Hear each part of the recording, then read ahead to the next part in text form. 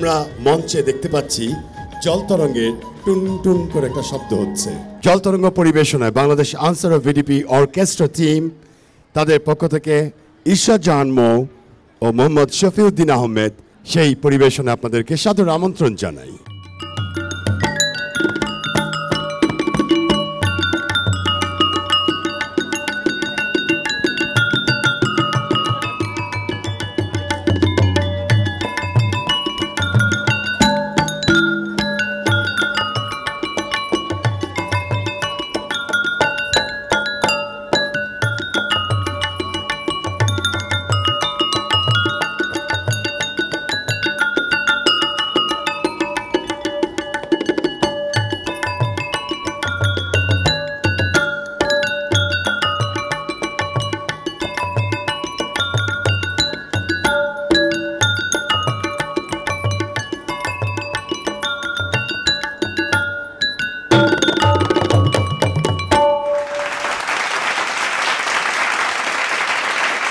Instrumental কম্পোজিশনের যে বিশেষ প্রেজেন্টেশনটি প্রকৃতি মেলায় আপনাদের জন্য উপহার দিতে যাচ্ছি আমরা, প্রকৃতি ও সৃষ্টি।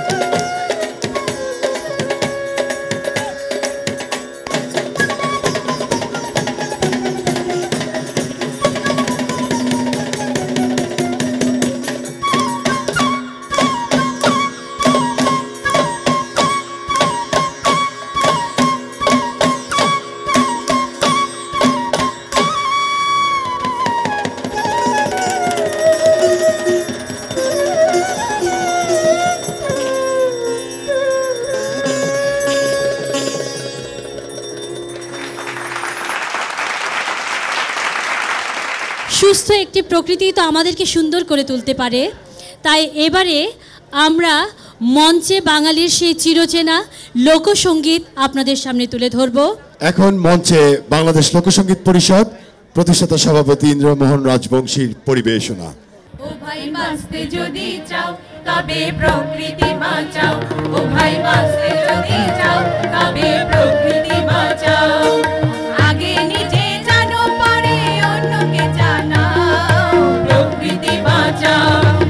আগে নিজে জানো পরে অন্যকে জানাও, প্রকৃতি বাঁচাও।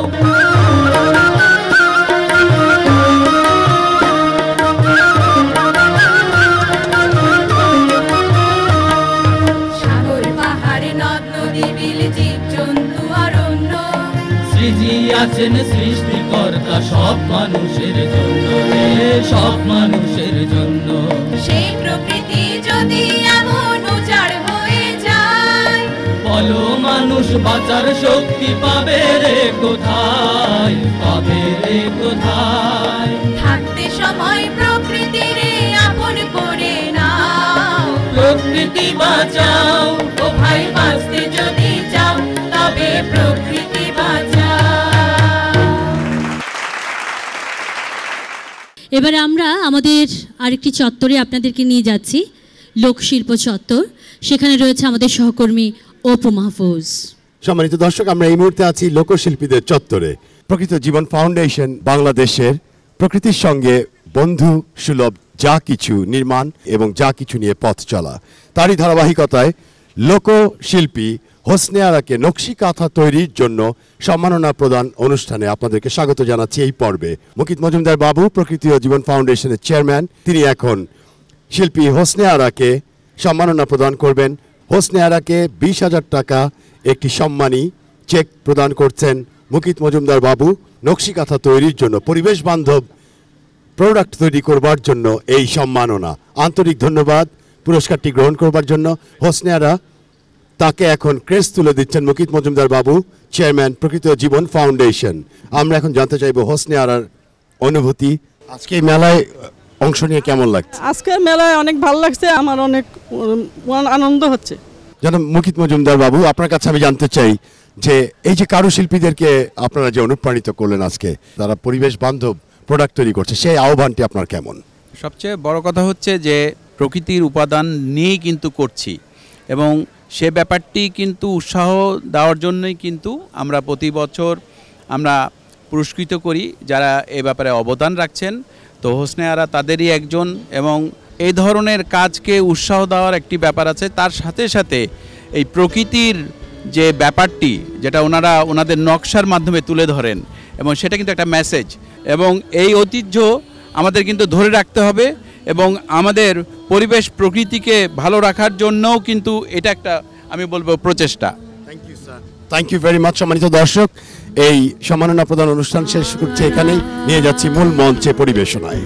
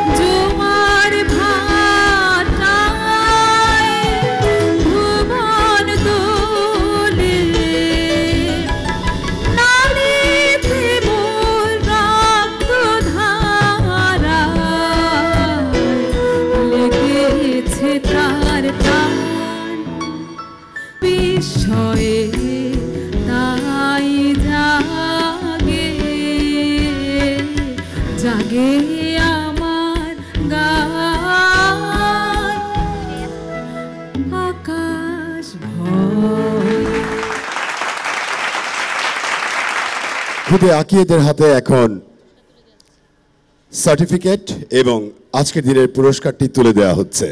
এটি একটি সচেতনতা সৃষ্টির জন্য। যাচ্ছি দিলরুবা সাথীর কাছে।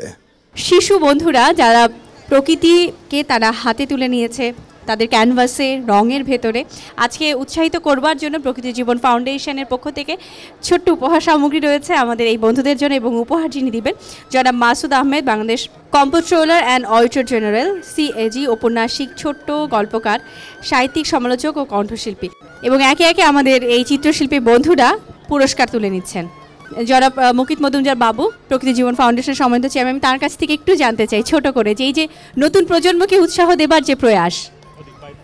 সবচেয়ে বড় কথা, আমাদের এই শিশুরাই কিন্তু বড় হবে এবং এরাই কিন্তু আমাদের দেশকে এগিয়ে নিয়ে যাবে, এবং সেই দেশকে এগিয়ে নেওয়ার জন্য তাদের কিন্তু সুস্থ সুন্দর পরিবেশের দরকার, এবং ওরা সুস্থ থাকলেই আমাদের এই বাংলাদেশ ভালো থাকবে, কারণ ওরাই কিন্তু এগিয়ে নিয়ে যাবে বাংলাদেশকে, এবং ওদের জন্য বাসযোগ্য একটি পৃথিবী রাখার একটি অঙ্গীকার কিন্তু আমরা করেছি, এবং আমরা চ্যানেল আই প্রকৃতি জীবন ফাউন্ডেশন সেই লক্ষ্যেই কাজ করছি।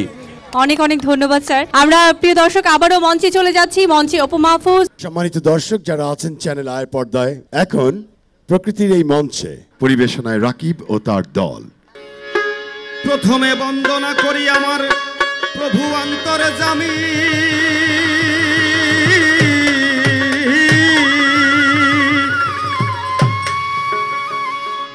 তারপরে বন্দনা করি আমার রাসূল পরশমণি। আছেন যত জ্ঞানী গুণী সাধু গুরুজন, সচেতনতামূলক যাহাদি একখান করিব বর্ণন।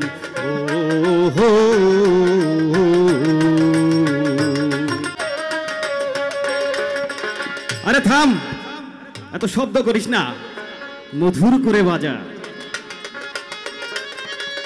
মধুর শব্দ যেমন প্রাণে শান্তির পরশ বুলিয়ে যায়, উচ্চ শব্দ বিরক্তি আর ক্ষোভের ভাব ঘটায়। তখন শব্দ আর শব্দ থাকে না, হয় শব্দ দূষণ। আরে শব্দ দূষণ সবাই মিলে করব নিয়ন্ত্রণ। ও হো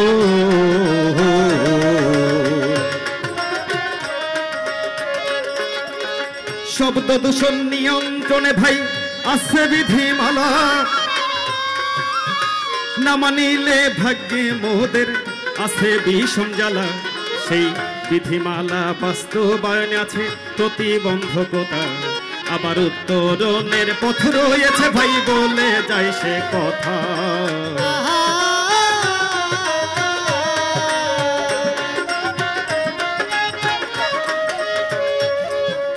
বিধিমালা অনুযায়ী হাসপাতাল, শিক্ষা প্রতিষ্ঠান, অফিস আদালত, নীরব এলাকা, এসব এলাকায় শব্দের মাত্রা নির্ধারিত থাকলেও কে শোনে কার কথা। চারিদিকে উচ্চ শব্দে ভাই কান্ডা ঝালা পালা, বিধিমালা বাস্তবায়নে আছে নানান জ্বালা। একটি গাড়ি আরেকটির আগে যেতে হাইড্রোলিক হর্ন বাজায়, তারা ভাবে হর্ন বাজানো হলো দক্ষতার পরিচয়। ইন্ডিকেটর লাইট না দিয়ে ভাই বাজায় গাড়ির হর্ন, আরে নিজের ক্ষতি নিজেই করে অদক্ষ চালকগণ। পরিবেশ ও বন মন্ত্রণালয়ের জারিকৃত পরিবেশ সংরক্ষণ আইনে শব্দ দূষণ নিয়ন্ত্রণ বিধিমালা 2006 সালে প্রণয়ন করা হয়। বিধিমালার 18 নং ধারায় কোনো ব্যক্তি নির্ধারিত অপরাধে দোষী সাব্যস্ত হলে তিনি প্রথম অপরাধের জন্য 1 মাস কারাদণ্ড বা অনধিক 5,000 টাকা অথবা উভয় দণ্ডে দণ্ডিত হবেন, এবং পরবর্তী অপরাধের জন্য 6 মাস কারাদণ্ড বা অনধিক 10,000 টাকা বা উভয় দণ্ডে দণ্ডিত হবেন। আছেন যত দেশবাসী শোনেন দিয়া মন, আরে শব্দ দূষণ নীরব ঘাতক কি করে এখন। শব্দ দূষণ নিয়ন্ত্রণে ভাই ট্রাফিক পুলিশ নাই, বিধিমালা বাস্তবায়নে ধীর গতি তাই। শিল্প এলাকা নিয়ন্ত্রণে ভাই শিল্প পুলিশ নাই, তাই বিধিমালা বাস্তবায়নে কষ্টের সীমা নাই। শব্দ দূষণ আইন প্রয়োগে সবার চেষ্টা থাকতে হবে, তবেই সমস্যার উত্তরণ ঘটবে, জেনে লও ভাই সবে। হাইরে জনগণকে করবে শব্দ দূষণ সচেতন,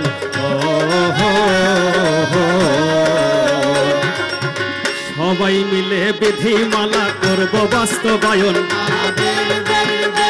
আরে তবেই হবে দুর্গতি আর সমস্যার উত্তরণ। বিধিমালা বাস্তবায়নে সবার সহযোগিতা চাই, আরে এই কথাটি বলে জারি শেষ করিলাম ভাই। আহা বেশ বেশ বেশ, আহা বেশ বেশ বেশ, আহা বেশ বেশ বেশ। ধন্যবাদ।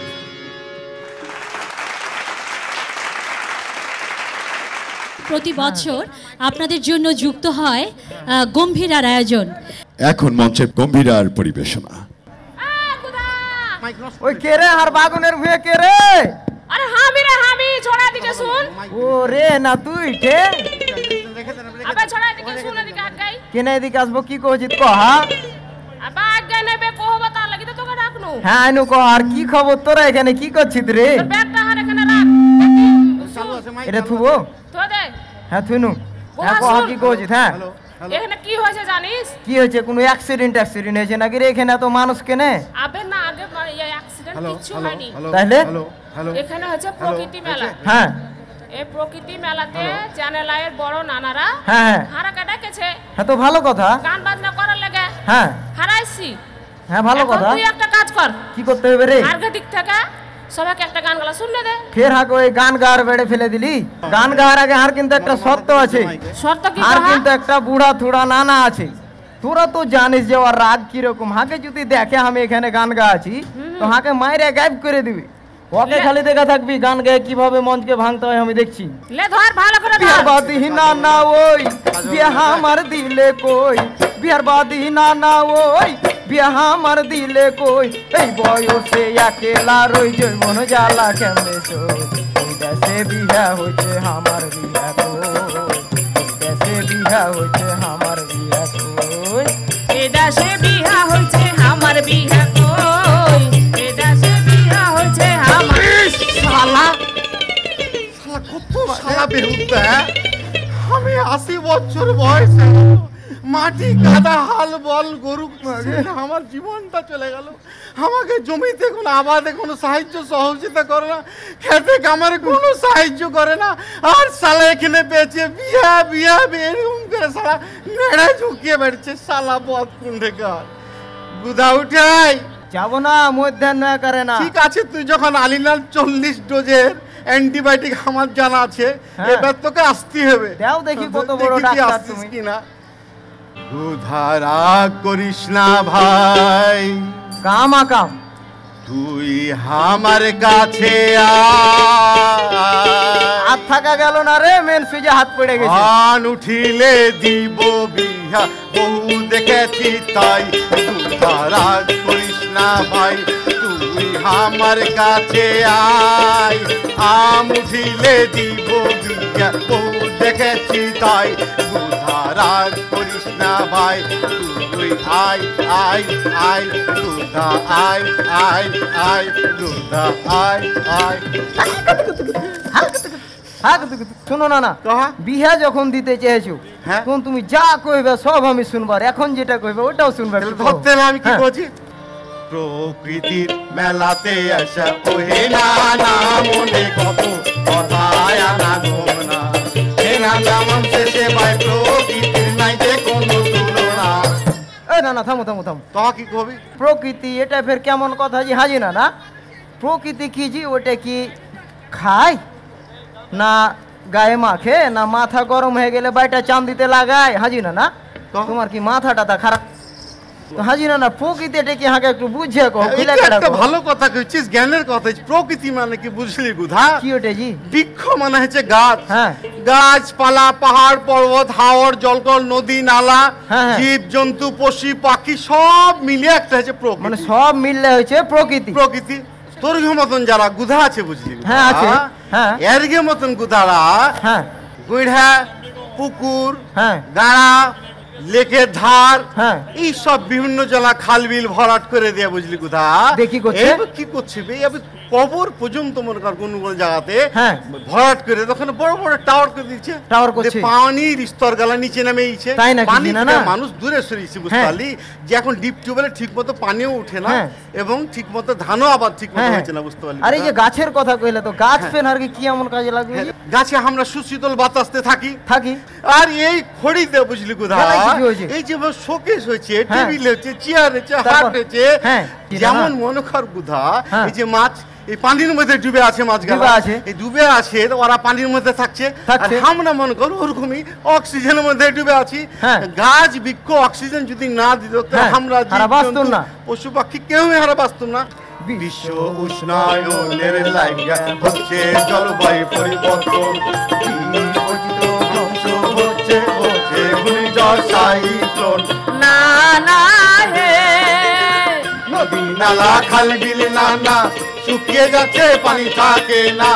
নদী নালা খাল বিল নানা শুকিয়ে যাচ্ছে, পানি থাকে না। হারিয়ে যাচ্ছে মৎস্য সম্পদ, পাখিদের দেখা পায় না। না থামো, কি কথা কইলে তুমি? উষ্ণ মানে ওই ইদ্রিস চাচার বেটি উষ্ণর কথা কইলে তুমি? ওরে সুবহানাল্লাহ, এদিকে হাত তিন নানিকে বাড়িতে থুয়ে ফের তুমি উষ্ণর পিছে লেগেছে আর একটা নানি করার ধান্দায়। তোমার একদিন কি হার একদিন ছোট নানিকে কইতে দাও, নানিকে থামা যাবে না। করিস না, আমি ওই উষ্ণর কথা কেন কহবে? তাহলে উষ্ণ কি হাকে বুঝে কহ? উষ্ণ মানে বুঝলি কোথা একটা ভালো কথা কইছিস, তাপ তাপ তাপ। জলবায়ু পরিবর্তনের বিরূপ প্রভাব মোকাবেলায় জাতিসংঘের পরিবেশ বিষয়ক সর্বোচ্চ পুরস্কার চ্যাম্পিয়ন অফ দ্য আর্থ জননেত্রী শেখ হাসিনা বুঝলি? তাই নাকি? এটাই করছি 193টা দেশের জোটগতভাবে বুঝলি 28শে সেপ্টেম্বর 2015 সারা বিশ্বের মধ্যে সেরা চ্যাম্পিয়ন অফ দ্য আর্থ এত বড় একটা পুরস্কারে ভূষিত হয়েছে। উষ্ণায়নে আর কি হলো? উষ্ণায়নে কি হলো বুঝলি? এই উষ্ণায়নে বুঝলি এই ধনী দেশ Japan, German, Canada, Switzerland, America, চীন উষ্ণায়নের তাপ, carbon die oxide, fluoro, sulphur, এই যে মনে করেন মিল কারখানা ফ্যাক্টরি থেকে অহরহ মনে কর দূষিত গ্যাস নির্গত হয়েছে, এই আবহাওয়া দূষিত হয়েছে বুঝলি কোথা? আর এই লেগে বুঝলি সারা পৃথিবীতে গোটা বিশ্বে 55 লক্ষ লোক এই বায়ু দূষণে মারা যাচ্ছে। হাজি না তুই এভাবে যদি চলতে থাকে তাহলে তো আমরা সারা বিশ্বের লোক মরে একবারে গায়েব হয়ে যাবো। তো এটা থেকে বাঁচার বুদ্ধি, এটা থেকে বাঁচতে হলে বুঝলি কোথা পরিবেশ বান্ধব প্রযুক্তি ব্যবহার করতে হবে বুঝতে পারলি? তাই নাকি জি? না সবই শুনে ভালো লাগলো। তো প্রকৃতি সম্পর্কে আর কিছু হাকে একটু ভালো করে বুঝে কও তো, আমি বুঝতে পারি না। আমার প্রিয় নবী বিশ্বনবী মহানবী হযরত মুহাম্মদ সাল্লাল্লাহু আলাইহি সাল্লাম এই মহামানব যদি পৃথিবীতে ধরণীতে ভূখণ্ডে যদি না আসতো বুঝলি কোথা তাহলে মনে কর এই পৃথিবী সৃষ্টি হতো না। সেই মহামানব হয়েছিল কি জানিস? সেই মহামানব হয়েছিল যদি কোনো মুসলমান একটা বৃক্ষ মাটিতে অর্পণ করে, একটা খাদ্য শস্য যদি মাটিতে বপন করে আর সেই থেকে যদি এক গাছ হয় আর সেই গাছের ফল যদি মনে কর জীব জন্তু পশু পাখি মানুষ যদি খেয়ে থাকে, এটা সাদকে জারি হয়ে গেল বুঝলি কোথা? তাই নাকি জি? না এটা হচ্ছে বুখারী শরীফ, মুসলিম শরীফ হাদিস বুঝতে পারলি কোথা? খুব সুন্দর কথা। তো শুনো না ওদিকে বের নানি চাল কালার রুটি করে লে বসে আছে, আর তুমি তো জানো যে চাল কালার রুটি যদি জুড়িয়ে যায় তো মনে করো মরা গরু হাড্ডির মতন সিকড়ে হয়ে যাবে, গিলা যাবে। আচ্ছা আমরা এসেছি এখানে চ্যানেলে বড় নানা আপনাকে ডেকেছে, বড় নানারাকে বলি যুগ যুগ আরো আরো উন্নতি করুক, ভালো থাকুক, চল যাই। তো নানারা কি কইছে? চলো যাই, চল ধর ধর গুদা ধর ধর। হে নানা হারিয়ে যাচ্ছে মৎস্য সম্পদ, পাখিদের দেখা পাই না।